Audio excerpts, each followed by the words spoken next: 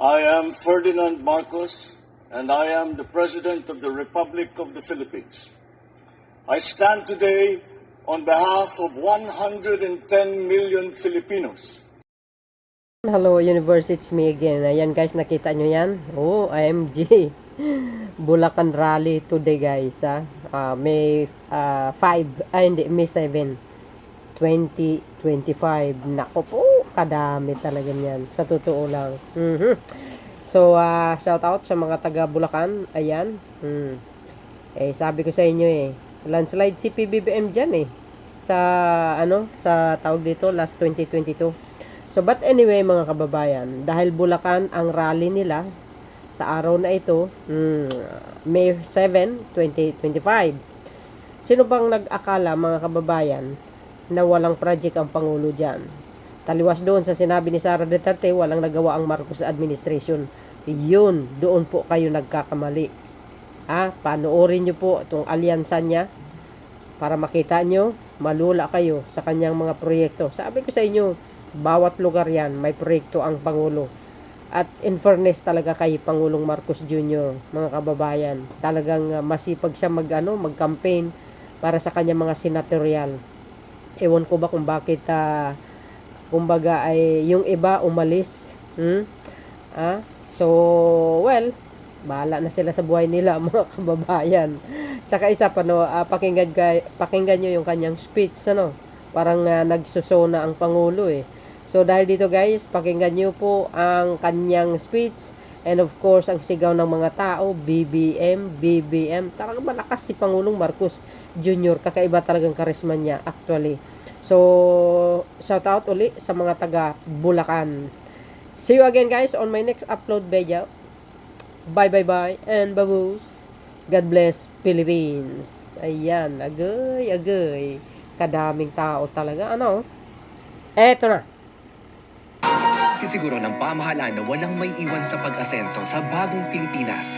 Patuloy na nararamdaman ang mga pagbabagong hatid ay kaunlaran at kaginhawaan sa probinsyang kilala rin bilang Northern Gateway to Manila, ang Bulacan. Isa sa mga flagship projects ng Build Better More program ng administrasyon ang Contract Package 4 ng Arterial Road Bypass Project Phase 3 sa Plaridel, Bulacan. Sa ilalim ng proyektong ito, dinagdagan ng mahigit 7 kilometro ang kasalukuyang daan. Inaasahang mababawasan ang biyahe mula Balagtas hanggang San Rafael, Bulacan from 69 minutes to just 24 minutes at mapapakinabangan ng mahigit 15,000 motorista kada araw. Noong nakaraang taon, pinasinayaan din ang North Luzon Expressway o NLEX Candaba 3rd Viaduct, ang pinakabagong pasilidad sa NLEX network na nagsisilbing main gateway sa pagitan ng National Capital Region, papuntang Central at Northern Luzon. Sa pamamagitan nito, mas pinalakas ang kapasidad ng expressway para bawasan ang daloy ng traffic at pabilisin ang biyahe ng mga motorista. Ang Candaba Viaduct ay isa sa mga landmark projects na pinangunahan pa ni dating Pangulong Ferdinand Marcos Sr. na nagtutulay sa bayan ng Pulilan, Bulacan at Apalit, Pampanga. Bukod sa road infrastructure, namuhunan ng malaki ang administrasyon sa agrikultura upang mapalakas ang kakayahan ng mga magsasaka at mangingisda at tulungan silang makabangon muli sa oras ng sakuna.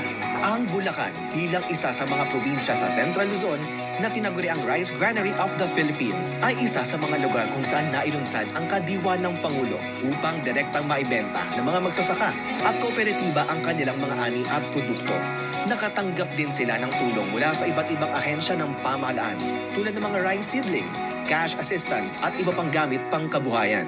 Sa pagsisikap na maiangat ang buhay ng mga mahihirap at masigurong mayroon silang maayos na tahanang mauuwian, 6 na groundbreaking ng housing projects ang isinagawa sa Bulacan.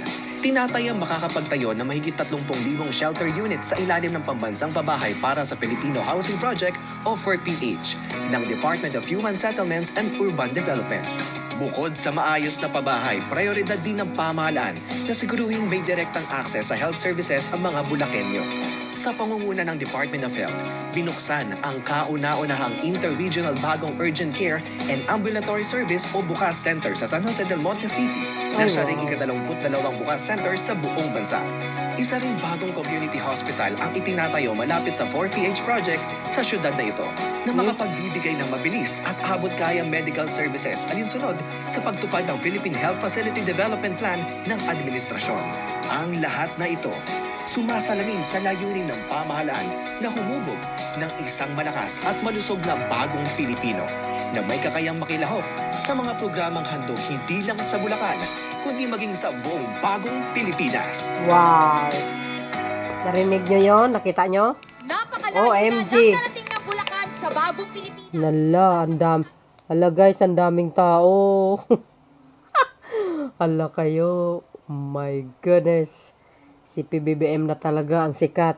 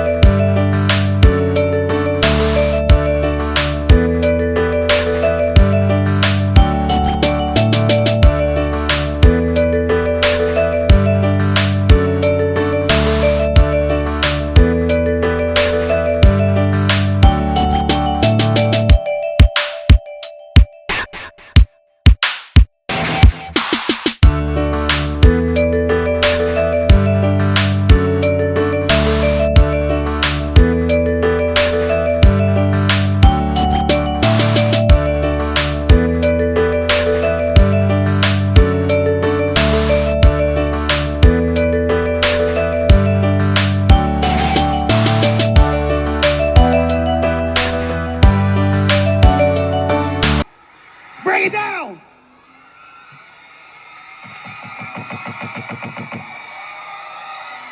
Dami. All the way! All the way! All the way! Sino ba ang pinakamaingay? Come on! Malolos mo lang ang sino ang pinakamaingay! Ako na pinakamaingay! Somebody say ho! Say ho! Say hey, hey, ho! Come on! Here we go! All the way! All the way! Ito ba ang pinakamaingay? Ito ba ang pinakamaingay? All the way! All the way! Now, Malolos, everybody sing with me! Here we go! Ako'y nasa Malate!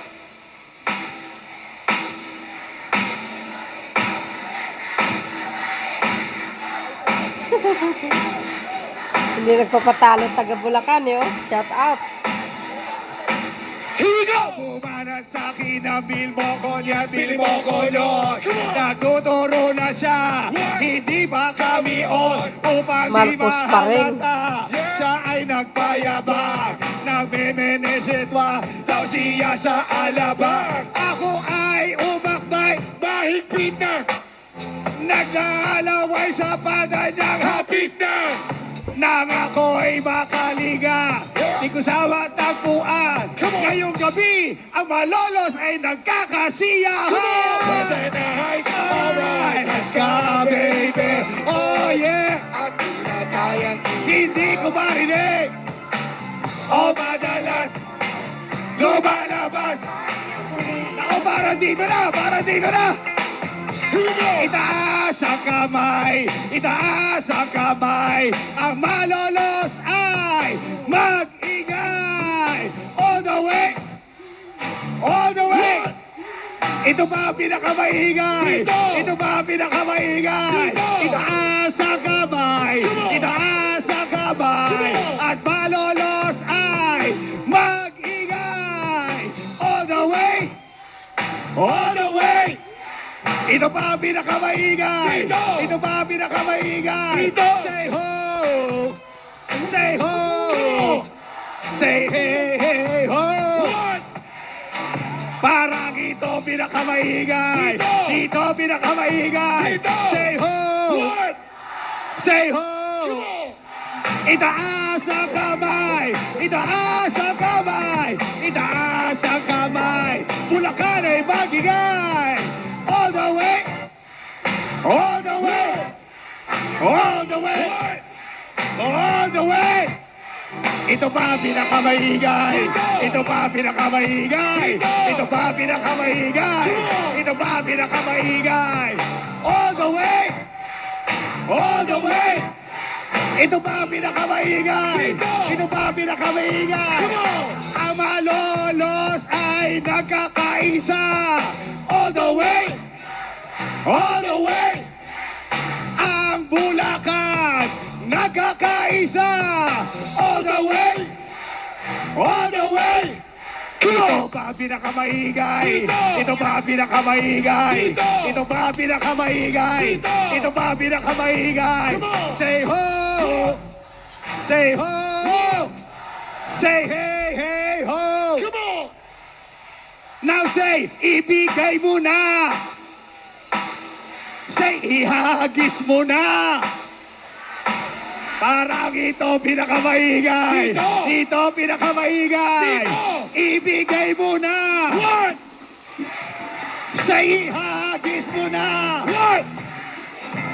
Say ihagis mo na. What? Hey yo, break it down. All the way. All the way. All the way. All the way. At ang lahat ng Team Alyansa ngayong gabi, nasa inyong harapan, Malolos, Bulacan, kasama ni Andrew E. Maraming po salamat! God bless Malolos! Ito ang pinakamaingay! Thank you! Muli, Andrew E.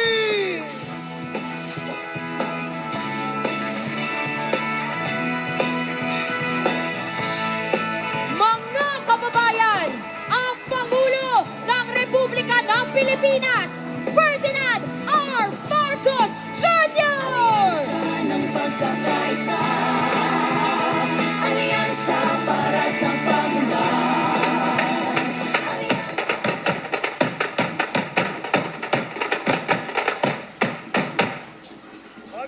Magandang gabi po!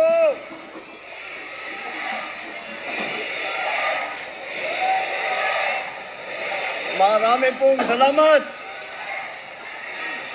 Magandang gabi po, aming minamahal na kababayan na tiga Malolos, na tiga Bulacan. Maraming salamat po sa napakainit na salubong na ibigay ninyo sa amin, sa akin, at ang ating mga magiging kandidato, naging kandidato para sa senador, para sa darating na halalan sa Lunes. Kaya po, napaka-inspiring po, nakaka-inspira po na makapunta rito muli sa Malolos. Magsiupo po tayo.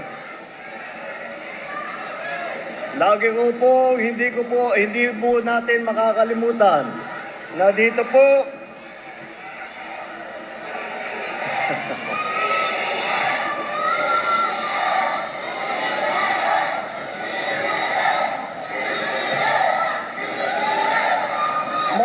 maraming salamat po.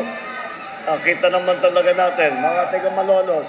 Kaya hindi, siguro po, ito'y dahil Malolos ay napakalaking bahagi ng kasaysayan ng Pilipinas. Kaya naman, kami lahat, pagka kami nakakarating dito, ay inaalala po natin na dito po tinatag ang unang Republika ng Pilipinas sa pangunguna ni Pangulong Emilio Aguinaldo. Sinasalamin po nito ang ating pakikipaglaban sa mga dayuhan upang makamit ang isang malayang Pilipinas. Sa araw na ito, nagtitipon-tipon po tayo upang isabuhay ang mga aral ng nakaraan sa pagtatatag ng mas progresibong at mas mapayapa na bagong Pilipinas. Kaya naman, ginagawa po natin ng ating administrasyon ang lahat na kaya po nating magawa upang masuklian ang inyong pagsisikap at ang inyong suporta. Nag-organisa po tayo ng tinatawag na job fair. Job fair para sa trabaho. sa bagong Pilipinas upang makapagbigay ng mga pagkakataon sa ating mga kababayan. Unti-unti po nagbubunga ang ating pagsisikap. Sa buong taon ng 2024, bumaba po ang tinatawag na unemployment rate. Ibig sabihin, yung pong mga manggagawa na hindi makahanap ng trabaho. Ngayon po, yan ang pinakamababa na unemployment rate dito sa Pilipinas sa nakaraang 20 taon po. Paglago po naman ng ekonomiya, ay ikatlo naman ang Central Luzon. Ang Central Luzon po sa pagbulusok po ng ating ekonomiya, pangatlo po. At tuloy-tuloy dito sa Bulacan, 5.6% ng ekonomiya ang lumaki. 5.6% lumaki ang ekonomiya. Talagang nangunguna ang Bulacan. Pagka talagang pag tinitignan po natin kung ano ang mga probinsya, kung ano ang mga rehiyon na nagiging makina po ng mga ekonomiya, hindi lamang sa probinsya ng Bulacan, hindi lamang sa rehiyon, ngunit sa buong Pilipinas. Nagpapagawa rin po tayo ng tinatawag na farm-to-market road, mga post-harvest facility, mga makinarya po para sa ating mga magsasaka, mga traktor po, mga dryer, mga milling machine. Lahat po yan ay ginagawa po natin para ay matiyak natin ng ating magsasaka ay maganda ang kanilang hanap buhay. At bukod pa ron, tinitiyak po natin na lahat po ng Pilipino ay merong kakainin.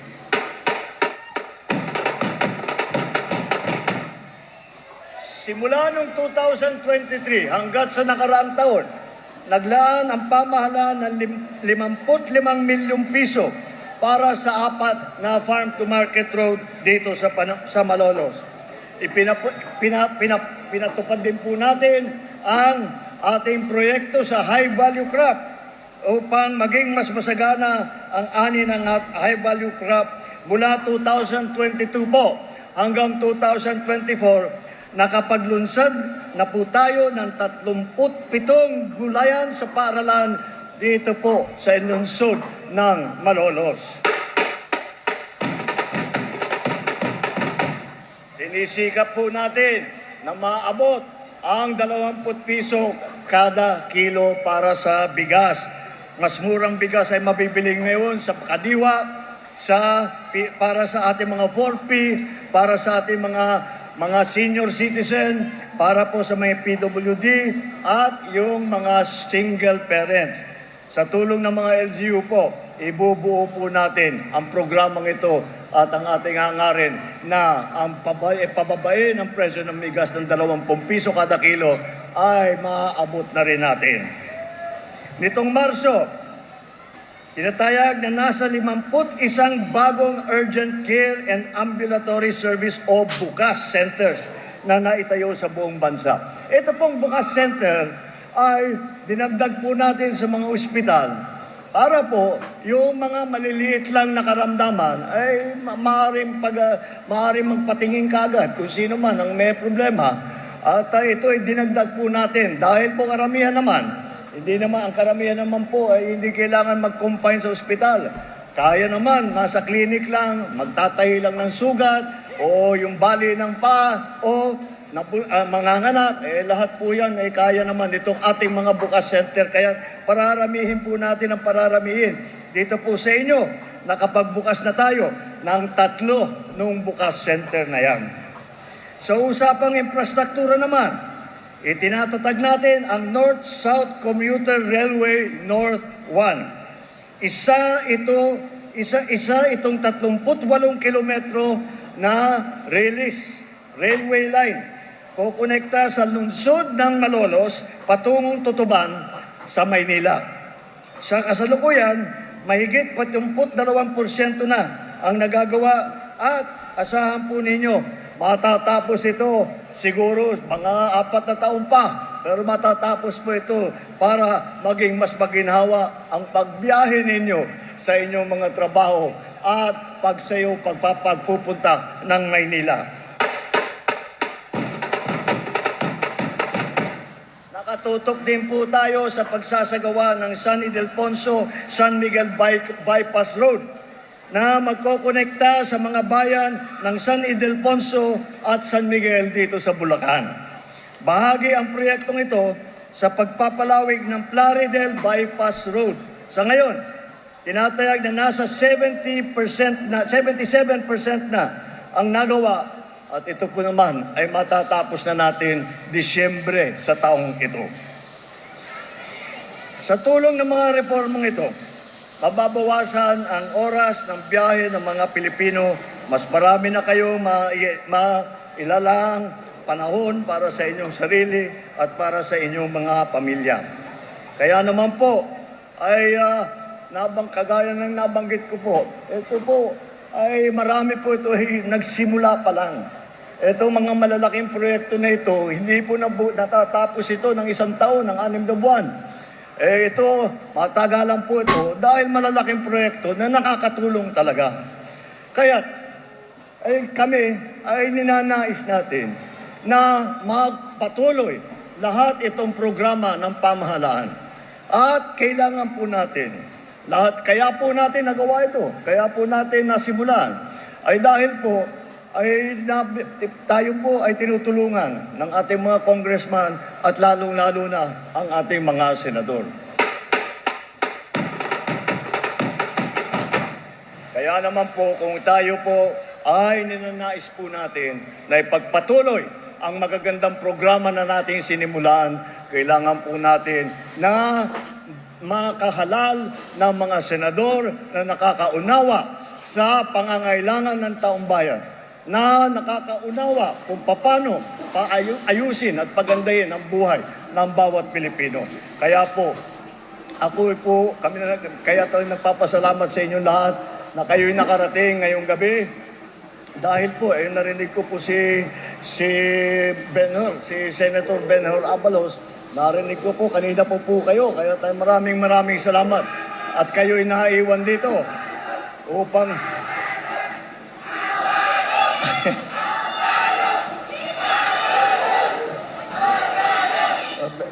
Benhur, tapos na yung eleksyon mo rito yata, ayos na. At kaya naman po, ako'y nagpapasalamat na nandito po kayo na para naming maiharap sa inyo ang ating mga magigiting at mahuhusay na kandidato ng alyansa para sa Senado sa darating na Lunes. At alam nyo po, malakas po ang loob ko na iharap sila sa inyo. Dahil po, nakakatiyak po naman tayo. Kung tayo ay naghahanap ng mga kasama, tayo ay naghahanap ng ating mga tutulong para sa ating mga programa, ay hinahanap po natin yung mga pinakamagagaling. At kung titignan man po ninyo, kung iisa-isa po ninyo, mga sikat na po yan. Pinagsama-sama po natin at sila ang naging ticket ng alyansa. Kaya itong mga bigatin po na ito, talaga naman, ay masasabi natin, sila talaga ang pinakamagaling na senador na kandidato sa halalan na ito. Narinig nyo na po ang kanilang talumpati. Narinig nyo na po ang kanilang karanasan sa pamahalaan sa serbisyo publiko. Narinig nyo na rin po ang kanilang mga hangarin at ninanais na gawin para tulungan ang ating mga kababayan. Kita po ninyo, alam po nila sila ay nakakaunawa sa naranasan po nila ang buhay sa iba't ibang bahagi ng ating bansa. Nang ganun sa ganun ay sila ay nakakaunawa sa mga problema at nakakausap nila kayo, ang taong bayan, sa kung ano ang pangangailangan, kung ano ang kailangan gawin. At yan ang kanilang gagawin kapag umupo na sila sa Senado. Kaya naman po, malinaw ang direksyon ng alyansa. Ang direksyon po ng alyansa ay upang tumulong, pagandahin at ipagkaisa ang Pilipinas. Dahil po, nauunawaan po nating lahat na kung tayo po ay mag-uunlad, kung pauunlarin natin ang ating lipunan, kung pagagandahin natin ang buhay ng bawat Pilipino, kung pagagandahin natin ang Pilipinas, kailangan po sabay-sabay po tayo nagtatrabaho. Sabay-sabay po tayo nagsasakripisyo. Sabay-sabay po tayong nagtutulungan. At yan lang ay mangyayari pagka nagkakaisa ang sambayan ng Pilipino. Yan po ang hangarin namin dito sa Alyansa. Nauna na kami. Dahil po, kung titingnan ninyo, kadalasan po pagka makita ninyo ang mga kandidato, pare-pareho po ang suot na t-shirt, pare-parehong kulay. Tingnan nyo po kami, iba-iba yung kulay. Ngunit, dahil, iba't ibang partido po na political party ang pinanggalingan ng ating mga kandidato. Ngunit, sinabi nila, kahit na iba't ibang partido, pare-pareho po ang layunin nila na tulungan ang mga Pilipino, na pagandahin ang Pilipinas. Kaya naman po, isang tabi na muna ang mga sinasabi na political concerns para naman sila ay makatulong at magsama para sila ay makapaggawa ng lahat ng kailangan gawin upang pagandahin po ang buhay ng Pilipinas, pagandahin po ang ekonomiya, magdala po ng peace and order, magkaroon po ng malaking infrastruktura, pababain ang presyo ng mga bilihin. Yan po ang ating mga hangarin. Kaya po kami po ay nagkaisa. Kaya naman po, ay nandito po ako, na ikampanya ko po sila, na sinasabi ko, ako po ay nakakatiyak. Pagdating, limang gising na lang. Pagdating ng Lunes, huwag niyo pong kakalimutan na ang halalan nito ay hindi lamang sa pagpili ng ating mga magiging senador. Ang halalan nito ay magbibigay ng gabay sa ating pamahalaan, sa ating lipunan, kung ano ang tutunguan ng ating minamahal na Pilipinas. Kaya po, ako po malakas po ang loob ko na magsabi, para po mangyari, para po upang po magkakapayapaan dito sa Pilipinas, upang maging makatarungan ang Pilipinas, upang mag-unlad ang Pilipinas, huwag po kayo magdalawang isip pa pagdating po ng Lunes, pag-upo po ninyo, pagpirma po ninyo ng balota, Alyansa, straight Alyansa, all the way, mabuhay ang Alyansa sa bagong Pilipinas, mabuhay ang Malolos, mabuhay ang Bulacan, mabuhay ang bagong Pilipinas. Maraming salamat po. Ang Pangulo ng Republika ng Pilipinas, Ferdinand R. Marcos Jr. Isang masigabong palakpakan para sa Alyansa, para sa bagong Pilipinas! So yun mga kababayan, huwag niyo pong kalimutan sa Lunes sa inyong baluta. Alyansa po tayo para sa pro-Pilipinas, huwag sa pro-China mga kababayan. Delikado tayo dyan. No? Palitan nyo ang dapat nyo palitan, yung alam nyo na ibuboto si Sara para makonvict. Okay? See you again guys on my next upload video. Bye bye bye and baboos. God bless Philippines. Magiging maingat sa pagboto sa tamang kandidato. Oh, 'di ba? Yung makakatulong talaga kay Pangulong Marcos Jr. O yan, fireworks guys. Yuhuu! Shout out sa mga taga Bulacan. Malakas talaga si PBBM sa Bulacan, Sa bagay, landslide siya dyan, mga kababayan, nung last election. Mga Beshwa, kanina may araw pa, grabe dagsaan ng mga tao guys, super duper. Antindi talaga. Iba talagang karisma ni PBBM, mga bes. Sobrang kakaiba, as in, talagang malakas. Tatakbo siya sa pagkapangulo uli. Panalo yan, mga Beshwa. For sure yan. Maniwala kayo man sa hindi. Panalo talaga yan. Oo, malakas Lalo ngayon maganda yung kanyang pamumuno. Nakikita ng mamayang Pilipino. Nako. Makikita ko si Congressman Sandro. Tatakbo sa pagka-presidente. Matik na yan, mga bes. Sa totoo lang. Matik yan.